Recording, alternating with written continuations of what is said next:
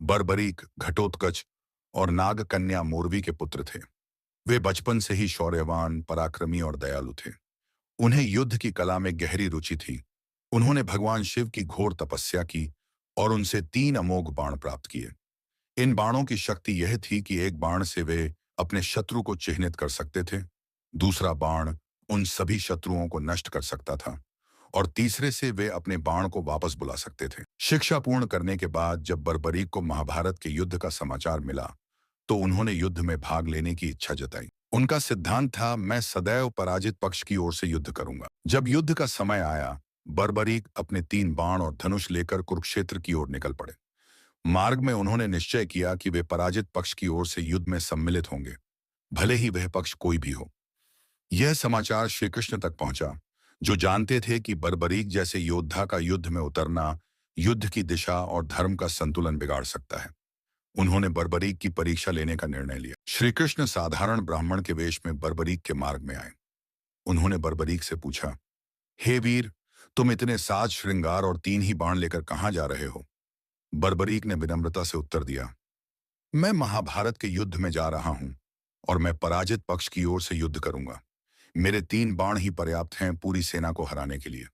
श्री कृष्ण ने जिज्ञासा से पूछा, क्या 3 बाणों से तुम युद्ध का परिणाम बदल सकते हो? बर्बरीक ने एक पेड़ की ओर संकेत करते हुए कहा, आप एक पत्ता चुनिए और कहीं छिपा दीजिए।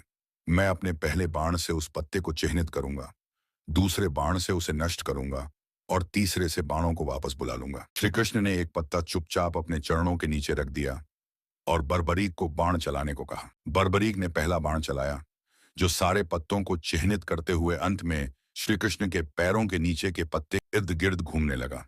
श्री कृष्ण मुस्कुरा उठे, क्योंकि वे जान गए थे कि यह बालक अपराजेय है। अब श्री कृष्ण ने गंभीर होकर बर्बरीक से पूछा, यदि तुम युद्ध में भाग लोगे और पराजित पक्ष की ओर से लड़ते रहोगे तो क्या होगा? बर्बरीक बोले, यदि मैंने युद्ध में भाग लिया तो विजयी पक्ष बार बार बदलता रहेगा। पहले कौरव हारेंगे तो मैं उनकी ओर जाऊंगा, फिर पांडव हारने लगेंगे तो उनकी ओर चला जाऊंगा।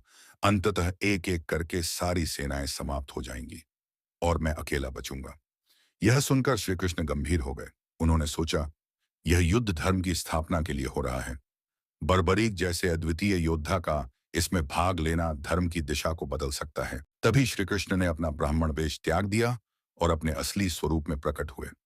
वे बोले, हे बर्बरीक, मैं द्वारकाधीश श्री कृष्ण हूं। मैं चाहता हूं कि तुम इस युद्ध में भाग न लो। बर्बरीक ने चौंकते हुए पूछा, प्रभु ऐसा क्यों? श्री कृष्ण बोले, तुम्हारा युद्ध में भाग लेना युद्ध की दिशा को बिगाड़ देगा। धर्म की विजय कठिन हो जाएगी। अतः मैं तुमसे एक ब्राह्मण के रूप में दान मांगता हूं, तुम्हारा शीश। बर्बरीक बिना किसी हिचकिचाहट के बोले, प्रभु यदि मेरी मृत्यु से धर्म की रक्षा होती है तो मैं सहर्ष अपना शीश दान करता हूं। बर्बरीक ने कुरुक्षेत्र के युद्ध भूमि पर एक पीपल वृक्ष के नीचे बैठकर ध्यान मुद्रा में अपने हाथों से अपना शीश काटकर श्री कृष्ण को अर्पण कर दिया। श्री कृष्ण ने उस शीश को एक ऊंचे स्थान पर रखा ताकि वह संपूर्ण युद्ध देख सके। जब युद्ध समाप्त हुआ तो पांडवों में यह विवाद हुआ कि विजय का श्रेय किसे दिया जाए। तब श्री कृष्ण ने बर्बरीक के शीश से पूछा कि युद्ध में सबसे महान कौन था। बर्बरीक का उत्तर आया, प्रभु मैंने संपूर्ण युद्ध देखा। यदि कोई सबसे महान था वह आप ही थे। आप ही की नीति, लीला और योग बल ने पांडवों को विजय दिलाई। श्री कृष्ण ने प्रसन्न होकर कहा, हे बर्बरीक, तुमने जो बलिदान दिया है वह अमूल्य है। कलयुग में लोग तुम्हें श्याम बाबा के नाम से पूजेंगे। तुम्हारा मंदिर मेरे नाम से भी अधिक प्रसिद्ध होगा। जो भक्त सच्चे मन से तुम्हें स्मरण करेगा उसकी मनोकामनाएं पूर्ण होंगी। आज राजस्थान के खाटू में स्थित खाटू श्याम जी का मंदिर बर्बरीक को समर्पित है, जहां लाखों भक्त उनकी भक्ति में लीन रहते हैं।